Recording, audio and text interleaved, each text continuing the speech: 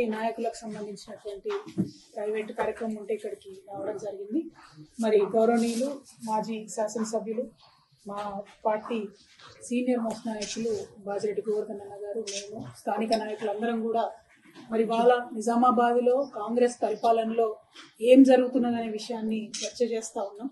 చాలా బాధాకరంగా ఉన్నది.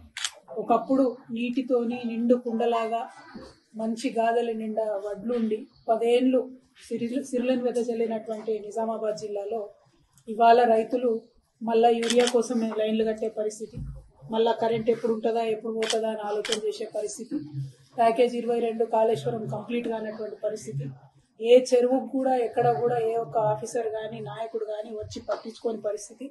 మొన్నటి బతుకమ్మ అయితే కనీసం చెర్లకాడ చెత్త తీసి లైట్ పెట్టలేనటువంటి పరిస్థితి. ఏ ఒక్క చిన్న పని కూడా, ఏదైతే అవ్వకు తాతకు పెన్షన్ ఇస్తామని చెప్పిండ్రో ఎవరికి కూడా పెన్షన్ డబుల్ చేయని పరిస్థితి. ఇప్పటికీ గవే కేసీఆర్ ఇచ్చిన పైసలు వస్తున్నాయి తప్పితే కొత్తగా కాంగ్రెస్ వాళ్ళు వచ్చి ఇస్తున్నటువంటి డబ్బులు ఏమీ లేవు.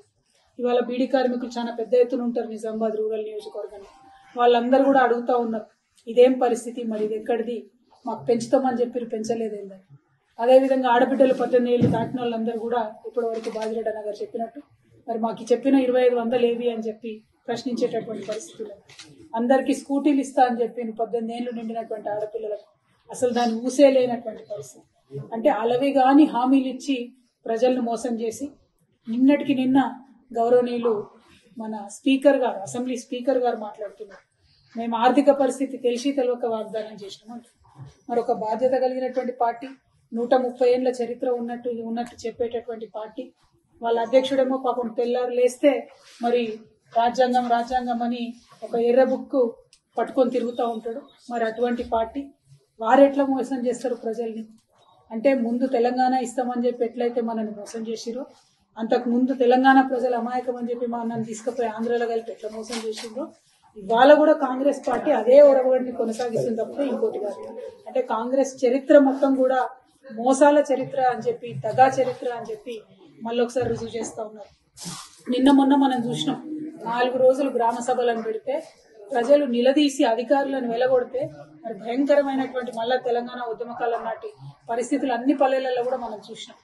ఇంతకు చేసింది ఏందయ్యా అంటే 4 రోజులు పెట్టిండ్రు, వాళ్ళ ఇష్టం వచ్చిన పేర్లు చదివిండ్రు, భూములు ఉన్న వాళ్ళకే మన ఇండ్లు ఇచ్చేటటువంటి పేర్లు చదివిండ్రు, రైతు బంధు అని చెప్తే ఎవరికి వస్తుందో ఎందుకు వస్తుందో అర్థం కానటువంటి పరిస్థితి, రేషన్ కార్డు అంటే ఎవరికి ఇస్తున్నారో అర్థం కానటువంటి పరిస్థితి.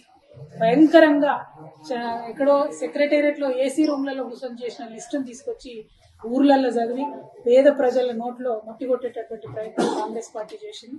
ఎక్కడికక్కడ బీఆర్ఎస్ నాయకులు ప్రజలు చైతన్యవంతులై ఆఫీసర్లను ఎదిరిస్తే మళ్ళీ వెంటనే మాట మార్చి ఈ లిస్టు ఫైనల్ కాదు, మళ్ళీ ఇంకో లిస్ట్ వస్తుంది, కొత్త లిస్ట్ వస్తుంది అని చెప్పి మభ్యపెట్టేటటువంటి ప్రయత్నం చేస్తున్నారు.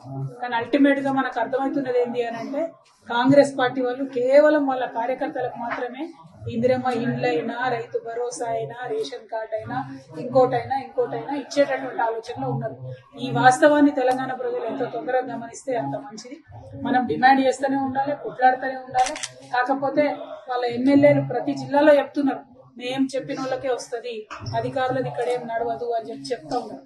అదే కేసీఆర్ గారు మీరెవ్వరు కూడా ఇన్వాల్వ్ కాకండి అని మా ఎమ్మెల్యేలని కానీ మంత్రుల్ని కానీ ఎవరిని కూడా ఇన్వాల్వ్ కానియకుండా కలెక్టర్ గారిని పెట్టి పారదర్శకంగా చిట్టీల సిస్టమ్ లో తీసి నిజంగా పేదవాళ్ళకు అన్ని పథకాలు ఇచ్చేటటువంటి ప్రయత్నం చేసినాం. మేము అనేక సార్లు కేసీఆర్ గారిని అడిగినా కూడా లేదు, మా రైతన్నలకు డైరెక్ట్ గా డబ్బులు పడాలి, మా బీడీ కార్మికులకు డైరెక్ట్ గా డబ్బులు పోవాలి, అవసరమైన వాళ్ళని మనం ఆదుకోవాలి అని చెప్పి కోట్లాది రూపాయల సీఎం రిలీఫ్ ఇచ్చినటువంటి పరిస్థితి. ఇవాళ ఒక్క ఊరికి సీఎం రిలీఫ్ వచ్చిన పరిస్థితి లేదు, ఇవాళ ఒక్క ఊర్లో రేషన్ కార్డు వచ్చిన పరిస్థితి లేదు. ఇటువంటి పరిస్థితులు ఉంటే మరి తెలంగాణ ఒక 100 ఏళ్లు వెనుకపోతుంది తప్పితే ముంగట పడుతున్నటువంటి పరిస్థితి కనబడతలేదు.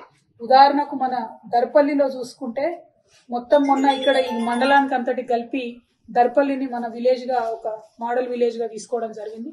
అందులో 1950 మందికి ఇప్పుడు వీళ్ళు రైతు భరోసా ఇచ్చారు. కనీసం ఇంతకు 80% ఎక్కువ మేమున్నప్పుడు రైతు భరోసా ఇవ్వడం జరిగింది. అంటే కేసీఆర్ గారు ఇచ్చిన దాంట్లో 10% మంది రైతులకు కూడా మీరు ఒక మండలంలో రైతు భరోసా ఇవ్వకుండా మేము మొత్తం ఇచ్చేసినాం అయిపోయింది అని చెప్పి మభ్యపెట్టేటటువంటి ప్రయత్నం ఏదైతే చేస్తా ఉన్నామో దీన్ని మేము తీవ్రంగా ఖండిస్తా ఉన్నాం. అంతేకాదు దారుణం మళ్ళీ రోజొక్కటి చూస్తున్నాం. ఇవాళ మేము వస్తుంటే తొవ్వంట ఎల్లారెడ్డిలో అక్కడ మళ్ళా పాపం పిల్లలు 12 మంది విషాహారం తిని హాస్పిటల్కి పోయిన పరిస్థితి. అంటే కనీసం కేసీఆర్ గారు పెట్టిన స్కూళ్ళు కూడా నడుపుకోలేకపోతున్నటువంటి పరిస్థితి ఈ ప్రభుత్వాన్ని చూస్తూ ఉన్నాయి. కాబట్టి ప్రెస్ మిత్రులందరి ద్వారా నిజామాబాద్ జిల్లా ప్రజలందరూ మీరు చైతన్యవంతమైనటువంటి ప్రజలు, రాజకీయంగా బాగా మీకు అవగాహన ఉన్నటువంటి ప్రజలు కాబట్టి ఎక్కడికక్కడ కాంగ్రెస్ పార్టీ నాయకులను మన హక్కుల కోసం అడగాల్సినటువంటి అవసరం ఉన్నది. ఇచ్చినటువంటి మాట ప్రకారం మనకు ఖచ్చితంగా పెన్షన్లు కానీ స్కీమ్లన్నీ కానీ వచ్చే విధంగా ఉద్యమించాల్సినటువంటి అవసరం ఉందని చెప్పి మీ అందరికి కూడా తెలియజేస్తా ఉన్నాం. మీతో పాటు మేము తప్పకుండా నిలబడి ఉంటాం. నిజంగా రేవంత్ రెడ్డి గారు మొన్న 26 జనవరి నాడు మాట్లాడిన మాటలు వింటే ఎట్లా ఉన్నదంటే, ఒకటే స్పీచ్ లా 10 నిమిషాలకు ముందేమో 26వ తారీఖు నాడు వేస్తా అంటాడు రైతు బంధు, 10 నిమిషాలు కాగానే 31 మార్చికి వేస్తా అంటాడు. అంటే నిజంగా అబద్ధాన్ని తీసుకుపోయి అద్దం ముంగట నిలబడితే ఎట్లుంటది అంటే రేవంత్ రెడ్డి గారికి ఒక్కగానే పడుతుంది అద్దంలో. అది పరిస్థితి. అంతే తప్పితే ఇంకోటి లేదు. ప్రజల్ని మభ్యపెట్టి ఎక్కువ కాలం పరిపాలన చేయలేదు. ప్రజల కోసం ఇప్పటికన్నా ముందుకొచ్చి పారదర్శకంగా పనిచేయవలసిందిగా కాంగ్రెస్ పార్టీని డిమాండ్ చేస్తా ఉన్నాం. నిన్న కుంభమేళాలో ఏదైతే ఇన్సిడెంట్ జరిగిందో దానికి బీఆర్ఎస్ పార్టీ తరఫున మేమందరం కూడా బాధపడతా ఉన్నాం. అదేవిధంగా కుంభమేళ ఇప్పటి నుంచి శివరాత్రి దాకా కొనసాగుతుంది కాబట్టి తెలంగాణ నుండి కూడా చాలా మంది పోతా ఉంటారు కాబట్టి ఖచ్చితంగా ఇక్కడ ఉండేటటువంటి ప్రభుత్వం ఒక హెల్ప్ లైన్ ఏర్పాటు చేయాలని చెప్పి మేము డిమాండ్ చేస్తా ఉన్నాం. పోయినటువంటి ప్రజలు ఎటువంటి ఇబ్బందులు ఎదురైనా కూడా ఒక హెల్ప్ లైన్ కి ఫోన్ చేసేటటువంటి ఆస్కారం మన తెలంగాణ నుండి కల్పించాలని కూడా నేను ఈ సందర్భంగా డిమాండ్ చేస్తా ఉన్నాను. Thank you. జై తెలంగాణ. ప్రభుత్వంలో కేసీఆర్ గారు ఇచ్చినటువంటి నిధులు తప్పితే కొత్తగా ఈ ప్రభుత్వం చేస్తున్నది ఏం లేదు.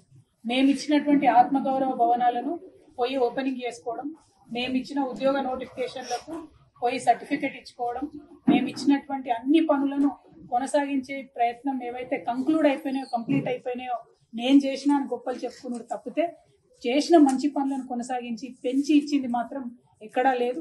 ప్రజలకు ఇచ్చిన వాగ్దానాన్ని పూర్తి చేసింది ఎక్కడా లేదు. అది వడ్లకు బోనస్ విషయంలో అయితేంది, ఇప్పుడు మన ఎర్రజొన్న కోతకొచ్చి దాని పరిస్థితి అయితే ఏంది, కనీసం కొనుగోలు కేంద్రాలు పెద్ద ఎత్తున పెట్టేది ఏదైతే ఇందులో కూడా ఈ ప్రభుత్వం విఫలమైతా ఉన్నది. దీన్ని ప్రజలందరూ కూడా గమనిస్తూ ఉన్నారని చెప్పి నేను కోరుతా ఉన్నాను. అట్లానే పసుపు పంట ఇప్పుడు మాకు వచ్చింది నిజామాబాద్ లో, మరి దాని రేటు గురించి ఇక్కడ బాగా బీజేపీ ఎంపీ గారు కూడా చాలా మాట్లాడుతూ ఉంటాడు. ఆయన మరి పసుపు రేటు పెంచే విధంగా, పసుపుకు మద్దతు ధర ప్రకటించే విధంగా భారతీయ జనతా పార్టీ తక్షణమే చర్యలు తీసుకోవాలని, దానికి ఎంపీ అరవింద్ గారు కృషి చేయాలని కూడా ఈ సందర్భంగానే డిమాండ్ చేస్తున్నాను. Thank you. జై తెలంగాణ. మరిన్ని వీడియోస్ కోసం ఛానల్ ని సబ్స్క్రైబ్ చేయండి. లేటెస్ట్ అప్డేట్స్ కోసం వాట్సాప్ ఛానల్ ని ఫాలో అవ్వండి. ఆ లింక్ డిస్క్రిప్షన్ లో ఉంది.